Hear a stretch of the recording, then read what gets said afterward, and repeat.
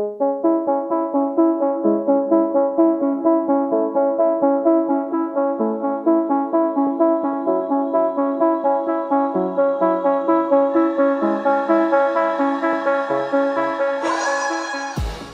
and welcome to the Blackout Podcast, where I get to talk to amazing people who do amazing things. And today, I'm so excited to have the founder of Pixels and Pieces Design, Amy Harrison, here in the podcast. Thanks for coming on. Hi, how are you?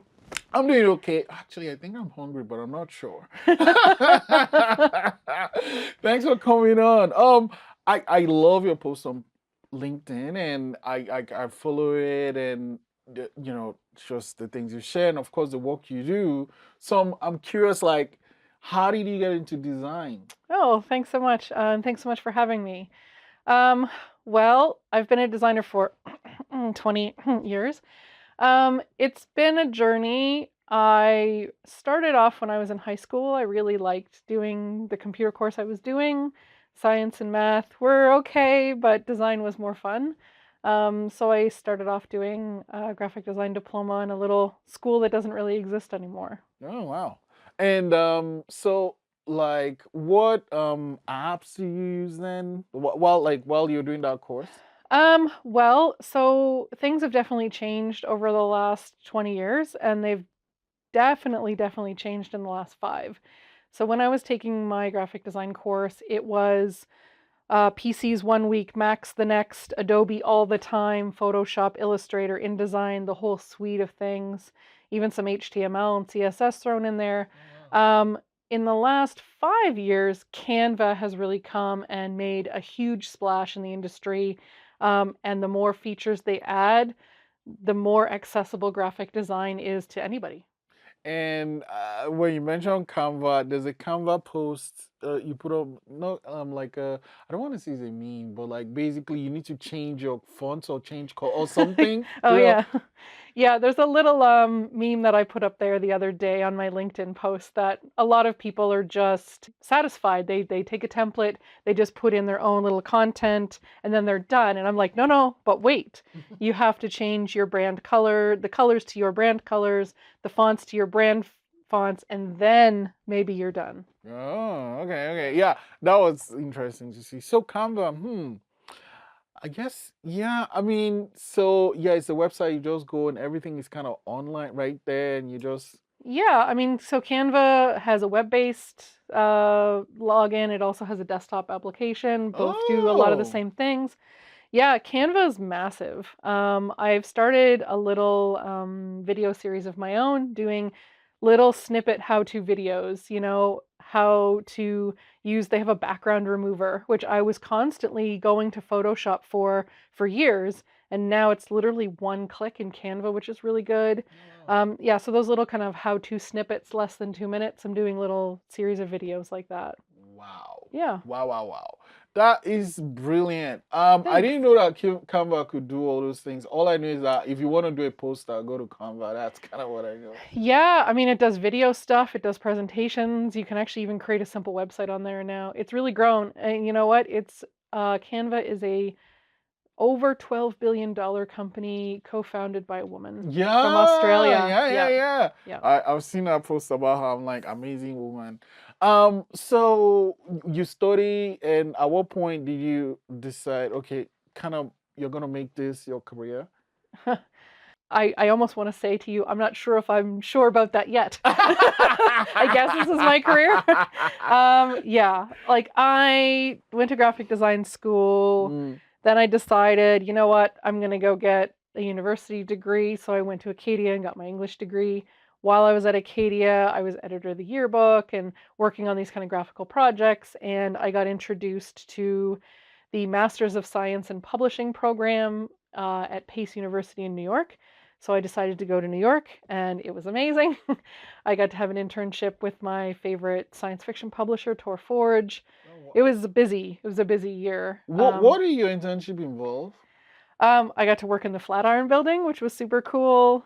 Yeah. And I got to be behind the scenes of a lot of my favorite authors. Like I got to meet their editors and their agents, and the place was just wall-to-wall bookshelves. I literally sent home a crate of books by the end of the semester. Oh my gosh. Yeah, I got to meet people like Cory Doctorow. I have this like real, No yeah, I way. have this photo. I'll see if I can dig it up for you. Of me, Cory Doctorow, and two crack editors, uh, the Nielsen Haydens, and I know one of them. They've all worked on like Orson Scott Card stuff, and I'm a big like Ender's Game series Wow. fan, so it was crazy. I mean, but that was a long time ago. Right. I mean, but like that's how Few memory years. lives forever. So, Yeah. so that's publishing. Like, do you do any writing? I mean, you do writing on your LinkedIn, but Right. like not like a book or something. Well, I do actually have a book idea in the works, Oh wow. and I have been offered to publish it. I can't really say what it's about right now. That's fine. But it's it's really more related to like my personal life than my design life. Yeah. But after I spent time in New York, I came home, came back to Nova Scotia, and then I started working in these kind of communications jobs. So outside of agencies, not a lot of government departments or nonprofits really have the budget to hire a straight graphic designer. So they usually hire a communications advisor where, yeah, you're designing the annual reports on the social media, but you're also writing it and maybe taking pictures and designing things too. Like there's a whole breadth of it. It's actually what my husband does right now. He's in one of those jobs. He's a writer. He's a trained journalist. And, he'll just like elbow me like, hey, you want to come look at my stuff in Canva? Right? So I started working some of those jobs. And then essentially I got to a place where like my round peg didn't fit in the square hole anymore, and I decided to go out on my own. And that was 5 years ago, which is crazy to me. Was that decision how easy or difficult was that decision? Well, I had gotten laid off from a corporate gig that I was doing, and I was basically trying to figure out like what's next. And I heard about the SEED program. So over at SEED, they have the self-employment benefits program, and I was like, you know what? Gosh, things are really good right now. My husband has a stable government job. I get to keep my EI if I'm in this program. So I sat down and had a conversation with my husband and said, like, can I give this a year? Like, can we see how it goes? And we looked at everything and said, yeah, you know what? Like, we can make this work. So I gave it a go. Wow. And here we are. Wow. How was Seed? Because like I know it's an amazing program, but how was the experience for you? It was good. They have some really great people over there. It's incredible to me what you don't know that you don't know about starting a business. Yeah. Right? I remember being in a sales class with at Seed, and they were telling me like, oh well, some businesses like they do cold outreach. They go out and they call other businesses to offer their services. And I was like, no, I'm not doing that. I do that now. Yeah, right. Like, so I just remember being in the class going, whoa, okay.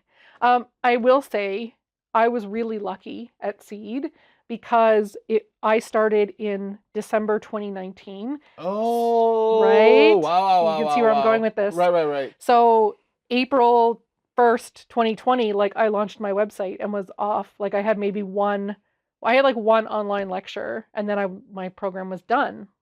But then COVID hit and everything went online, and one of the big aspects of being at Seed was being around the table. Like I'm still friends with my table mates, right? Like I still am in touch with people from Seed, my class. And there was 25 people in the room, and we all could just talk and collaborate. And that is really missing when you're online. So I know it was tough for them to get through COVID. Yeah.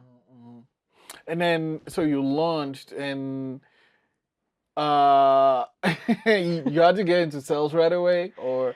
Okay, so I thought when I was going into Seed, I bought myself a Glowforge and I was going to do promotional product design. So it was Glowforge? Like Glowforge is a laser engraver. So it's like yay big. I can, take plastics or woods or different materials and engrave on them. Oh. And I was like, okay, I'm going to make like these like smaller run, handcrafted promotional products for events. It'll be great. Oh! And then I launched my website on April 1st, 2020, and I'm like, yeah, okay. No more events. All the events just left overnight. So I'm like, all right. You know what? Let's go back to what you know. Graphic design, branding. This is what you know. So, okay. And, I kind of went from there. Wow. Actually, talking about branding, I'm like, oh, I have this idea or whatever, this is my company and I want to like revamp my brand or I want to start all over or a new, kind of what advice do you have when it comes to branding and brand? Oof. That's a big question. So branding as a whole encompasses a whole bunch of different things. There's brand voice, like the way people are perceiving your brand, the copywriting, all that goes into it. And then there's where I'm focused, which is the visual branding. So branding, like a lot of things get clumped into that. The visual branding, first off, if you are trying to figure out what's next, let's talk about a brand audit. It's a service that I offer. It's pretty low cost. I'll sit down with you for an hour and we'll go through everything. We'll look at your logo and your website and your socials. And if you're a product-based business, we'll look at your labels and see what's missing, what could be better. We kind of go through things. I'm a very methodical designer. So I really break branding down into 4 distinct pieces, which is colors, fonts, shapes, and styles. So during a brand audit, we would go through all of those and say, okay, is your colors, are they really connecting? Is it really communicating the message that you want using color psychology? The same with your fonts. Like, can you use the fonts easily? In terms of shape, like what kind of vibe are you giving off with your shapes and your styles? Like, so we talk through all of that. Really, it's about, if I had to give any one piece of advice, it would be to make sure that all of your stuff across your socials, websites, labels, whatever, it's all cohesive, it's all consistent, and it's all really giving that vibe that you want to be communicating. So wherever it is, whether it's a website, whether it's my Instagram, whatever, it's like you see, okay, this is this brand or this is this company. And talking of that, like I love the name Pixels and Pieces Design. How easy was it to come? Because like coming up with a name for me at least is really difficult. That's very common, and it wasn't a cakewalk for me either. It actually took me about a month to come up with my name. Wow. I took one of those big IKEA rolls of paper and put it on my coffee table, and I just started writing down words, like design, pixels, color, font, shape, style, typography, like just all these words. And at that time, I was trying to do the custom promo product thing. So it was like these little pieces that I was going to do. So it's like the pieces came out and I really like alliteration. So Pixels and Pieces was born after about a month of me writing down all of these ideas and seeing how they fit together. Wow. Yeah, really methodical. You said it. I am. Yes. You can't talk about this book you're writing, or have you started writing it? I started writing it, but I can't reveal too much yet. Yeah, you can talk about it. When is it supposed to be ready, and when is it coming? Oh, don't even ask me this. I don't know. I'm not sure. Do you have what's the process for your writing and then your process for your design? And are there any similarities between the two? Yeah, again, like I'm a very methodical kind of person. For my design process is probably much more refined than my writing process. Although actually, now that I think about this out loud, because I'm a verbal processor, I realize there are a little bit of similarities. A lot of it's very similar to how I came up with my name. It's that I'm putting everything on the page. When I'm writing, whether it's a book or if it's a social media post, I just like sort of spew out everything. Here's all the things I want to say. And then I kind of edit and refine. And then when I'm deciding, when you're designing, you end up having all these kind of constraints. It's like, what colors can we use? Okay, these. What fonts can we use? Okay, these. What is our, like, what's the most important thing? It's this. Okay, that should be the biggest. So we put all the elements on the art board, and then, okay, we narrow down, we tweak, we refine, like, so you're just putting everything all out there. Everything that needs to be there is there. So there's no surprises. And then you start refining and going from there. Wow. Okay. And then when do you know it's done? That is a great question. I think time dictates more than anything. Right? Because you're like, I have to have the social post to post today. I have a client deadline of next week, or I have this meeting coming up, or, if we're going to launch the product at this time, we have to walk it back. Okay, the labels are going to take this time to print, so we have to have them designed by this. Which means we have to have the branding designed by this. Like, you end up sort of walking it back. Yeah. Wow. And then, so, I mean, with the pandemic, like, and then the shift with a post-pandemic, how did you have to do any changes for your business, or? Not too much for me. Well, if anything, I'm actually doing more in-person things. So thank you again for having me here today. I'm actually next month, so in April, I'm doing a talk up in Pictou County in person. Oh, wow. And it's the first in-person talk that I've had to do.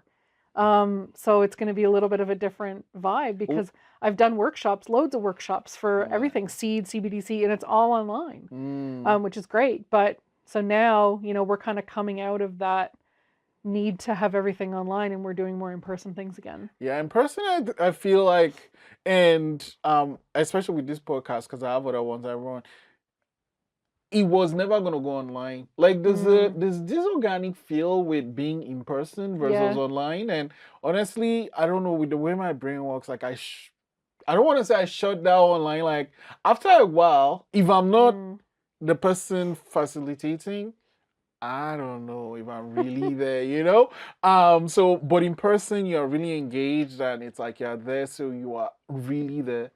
Okay, now how do you, I guess, with clients that you work with, do you ever have difficult clients? And if you do, how do you navigate those? Like, because I'm thinking with that design, like with me, I don't know what I want, right? But I'll know it when I see it. You know what I mean? Yeah, that's the worst thing. Don't stop saying that to designers. Everyone, stop saying that to designers. We don't like it. So how do you navigate, people like me that's like, I just make it look nice. Yeah. Well, I mean, for me, I have my process nailed down pretty well. So all the decisions that I'm making, like, so I'm putting all these things on the artboard. Then I talked about those constraints where it's like, okay, here's the product picture we want to highlight. So that has to be the biggest. Great. We can't make it super small because we want to highlight it, right? We know what kind of colors we can use, what kind of fonts we can use. There are graphic design skills and rules about hierarchy and balance and space. So it's all these sort of constraints. There's still lots of room to be creative, but every decision that I'm making, I can justify that to the person that I'm designing for. Generally, here's what happens. I'll design something, and then I'll bring a client in for what's called a live design session. So lots of people, what they do is like, they'll send something, and then they'll get email back, and they'll make the changes and send it. And there's 15 emails back and forth, and I cannot stand this. No. So I'm like, look, just come in, like online, come into my room. I will show you what I have here. I do a lot of prototyping in Canva, especially for logos and things. So I bring them in and I walk them through, like, here's the design. This is how I made these decisions. Like, this is what this means. This is what that means.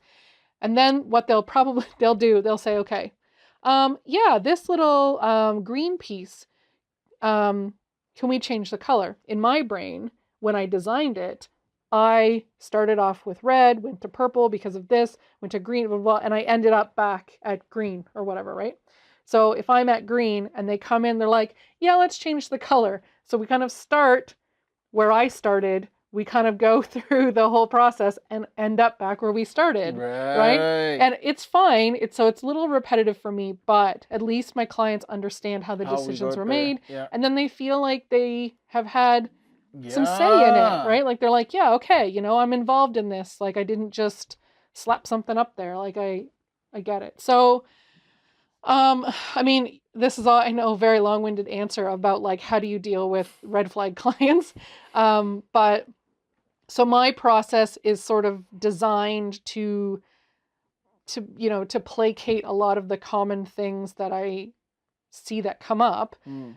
Really, I'm also very good at this point at turning away clients that I think are red flag. You know, I had somebody, you know, we were going to do a discovery call, just a, you know, a short little chat, and they ended up literally not showing up 3 times in a row. Oh, yeah. And I was like, look, I'm flexible. If you need to cancel even 10 minutes before, like, you know, something happened with your kid, whatever, no problem. You communicate with me. I'm easygoing. But to just not show up, you know, that's a red flag with me. It's like, if we can't nail the discovery call, you know, being in this live design call, being as part of this process, it's just not going to work. There's no, yeah. So I said, okay, like, I'm sorry, we're just not a good fit. And that's a hard thing to say, right? Because you have a client who's like, take my money. And I'm like, no, I got to protect my sanity here. So, so I try to do my best to really weed out folks that I don't think are a good fit for me. And then, you know, when we get into that design process, try and anticipate things they're going to ask me and also like leave it open for them to be involved. Wow. And, you know, talking of protecting your sanity, neurodivergence is something that is also important to you. Yes. And you mentioned this kind of like school, that you're also doing coaching. Do you want to share a bit about that? Yeah. So, I mean, I should back up a little bit. Like, so protecting my sanity was one of the reasons why I decided to go out on my own after getting laid off. It's that whole my round peg, your square hole thing. And during the last 5 years, so probably about midway through my tenure at Pixels and Pieces, I was diagnosed with ADHD. I suspect there's some autism in there as well. And through having that information, you know, you start to try and find community. And one of the places that I really found community is Solo School, which is a neurodivergent friendly business school. It's run by Cheryl Woodhouse, who's out in BC. And I've been in that community for a number of years now, so much so that I'm now a coach in Solo School. So I run a weekly design lab there. So all the neurodivergent business students come in. You know, a lot of them were working on different designs in Canva or reports or websites, and we go through what they're working on, and I help them really just kind of like lift it up, take it to that next level. And it's a lot of fun. It's one of the favorite parts of my week. Wow. Oh, yeah, it's weekly. Yeah. Yeah, I mean, we're getting ready to go on a semester break for April soon. So I think I've only got 1 or 2 more weeks, but yeah, it's a big part of my schedule. Wow. So you're talking about Canva and removing the background stuff. AI, you know, with open. Okay. Yeah. Okay, so this is one of those things where I want to say how I really feel, but I'm sort of worried about it biting me in the tail end later on, but I'm going to say it anyway. So right now, I'm not very afraid of AI for graphic design, mostly because of something that you said earlier, which was, I don't know what I want, but I will when I see it. And I'm like, when AI can take your brain thoughts and translate it into an accurate design, then maybe I'll get scared. But Canva has an AI integration, so you can create custom AI graphics. And I've tried it out. and it's just not there yet. Mm. You know, and even if AI can create a logo for you, is it really going to be yours? You Mm. know, like one of the things that I pride myself is that I create logos that are theirs. You know, it's your company's, it's your unique combination of color, font, shape, Mm. and style. So, and there's free logo generators out there. There's AI programs out there that will create a logo for you. And if you're just getting started, yeah, okay, you know, maybe it's somewhere to go, but you're gonna get to a point where you're in that growth stage of business Mm. where not only do you need to be attractive, but like you need to really form this like human emotional connection with your customers, and I don't think an AI can pull that off right now. Yeah, it's not human enough, Yeah. honestly. Like, and especially someone like me, I wouldn't even know what prompt I'd give it. Like, I'm like, it's a blue logo that I don't know, just make it look nice. Yeah. Yeah. See what an AI spits out. Please just make it look nice. Make it look nice. Yeah. Oh man, I'm having a wonderful time chatting with you. Too great. And when the book is ready, whenever it is, I'd love to have you come back so we can talk The about it. the teaser for it is a beginner's guide to neurodivergence. Oh, Yeah, because okay. I'm a woman who was diagnosed midlife, and there are a Right. lot of challenges, and I have a lot of experiences about that. And so I'm trying to write a book about it. In typical neurodivergence fashion, I hyperfixated on it for a while in the fall, and I did a whole bunch of it. And then I went on vacation for Christmas and put it on the shelf. And I just started kind of picking at it again. So I have no idea about a timeline. But I will definitely call you when it's getting ready to be done. Okay, great. Great. Well, you should bring it back and we should talk all about Yeah. it. I usually send guests away with this question. Someone asked me, it's really, really made me rack my brain a little bit. So, what's something that happened before you were 17 that plays a huge role in who you are today? I saw your email with this question and I had to think about it for a little bit. The shortest answer possible is that I left. You left? I left. I left Nova Scotia. Oh. So when I was 14 years old, um, we moved to Kansas in the United Oh. States. So like if you literally take the United States, Kansas is in the middle, right smack in the middle of Kansas is where we lived. My mom was a nurse. She had just graduated from the last class at the Aberdeen School of Nursing. So that she couldn't find a job here. So she was like, well, they'll hire me here. So that's where we went. Wow. It was a completely different experience for me in terms of the climate, the people, the attitudes. Yeah, it was a crazy experience. And then after that 1 year in Kansas, we moved to Maine where I lived. I went to an American high school, which is a completely different experience than here. Oh, wow. And then I kind of came back to Nova Scotia to do kind of a last year of high school, and then we already talked about what I did after that. But so the formative experience was leaving. I love to travel now. This past Christmas, my husband and I just finished a wonderful trip to Germany and France and Norway. We did this whole cruise through Germany about Christmas markets. Wow. And if you know me personally, like I'm bonkers for these things, so it's great.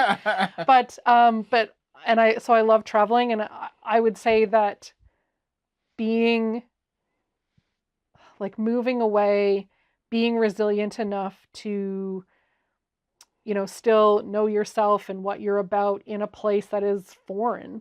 It's really foreign to you, especially as like an 8th grader. I had other 8th graders in the United States legitimately ask me what color my igloo was. What? I know. They had no idea where Nova Scotia was on a map. Wow. And these kind of experiences, I was like, okay. So, it was really formative to move around, to have different experiences, and having all those experiences helps me solidify who I am as a person, and also gives me that resiliency of when things change. Okay, you know what, I can do this because I've done it before. Amazing. Wow, thank you for sharing that. Okay. I love your work, and there's so much Thank you. magic in it. But so I'm gonna send you away with a little bit of magic of my own. Okay. So you can write any number between 0 and 60 Between on 0 that. and 60. Sorry, 1 and 60, not 0. Okay, 1 1 and and 60. 60. Just write And it on this piece of yeah, paper? but don't show me. Don't show you. Okay. You can show any of the cameras when you're done, and these magical cards are gonna help me show you your number. Okay. Hopefully, if it works well. Okay. So I show the camera Yeah, my yeah, you number? can point it to the Okay. camera. This is what it is. Okay, cool. So your number is gonna be in at least one card, but it can be more than one. Okay. So I'll Okay. need your help here. Is your number in the first one? Yep. Okay. Is it here? No. Okay. Nope. Mm-hmm. No. Okay. Yes. Okay, is it this 2? Is it here? Yep. Okay. Oh, this might be a little bit easier than I thought. 42? How the hell? How do you know that? It's magic. Wow. Okay. Yep. He's right. See, that's a number. Thank you so much. Thank for you. That was coming super in. fun. I had a wonderful time chatting with Oh, you. thanks.